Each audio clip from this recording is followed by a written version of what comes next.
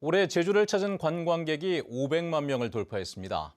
제주도 관광협회에 따르면 지난 16일 기준 제주를 찾은 관광객은 501만여 명으로 지난해 같은 기간 489만여 명보다 2.3% 늘었습니다.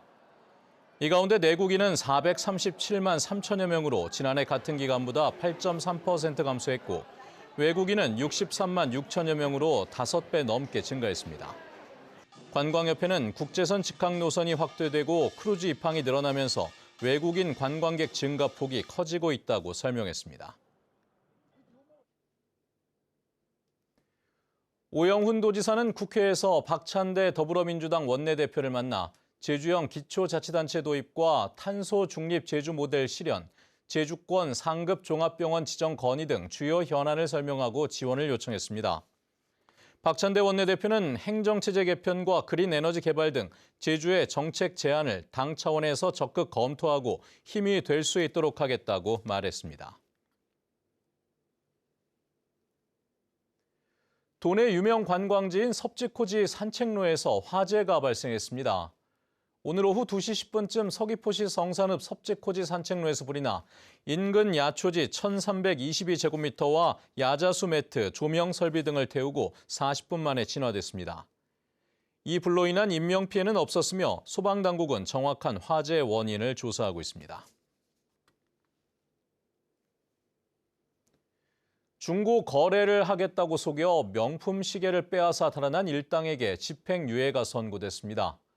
제주지방법원 형사 3단독 전영수 판사는 절도 등의 혐의로 재판에 넘겨진 20대 남성 3명에게 각각 징역 8개월에서 10개월에 집행유예 1년에서 2년을 선고했습니다.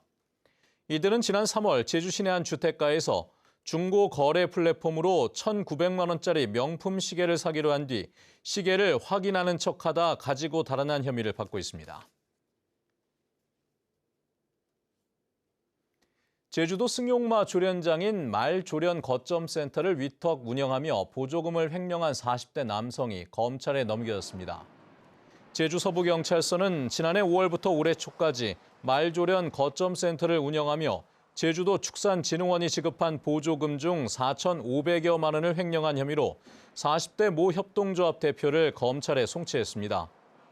축산진흥원은 지난 1월 계좌에서 보조금이 사라져 말 관리사 등이 인건비를 받지 못했다며 대표를 고발했는데 대표는 경찰 조사에서 일부를 말 사료 등에 구입했다고 진술한 것으로 전해졌습니다.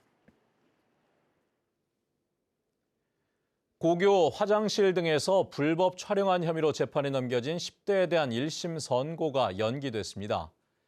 제주지방법원 제2형사부는 성폭력 범죄의 처벌 등에 관한 특례법 위반 등의 혐의로 구속 기소된 10대에 대해 일부 피해자 합의와 사건 특정이 되지 않아 변론을 제기하고 다음 달 5일 선고하기로 했습니다.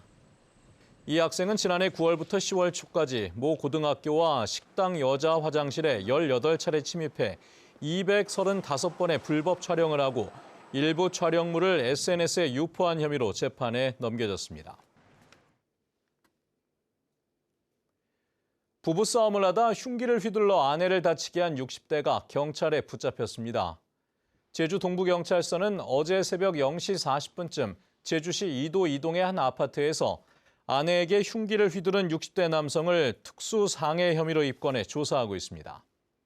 아내는 병원으로 옮겨져 긴급 수술을 받았는데 경찰은 남편이 술을 마시고 말다툼을 하다 범행을 저지른 것으로 보고 있습니다.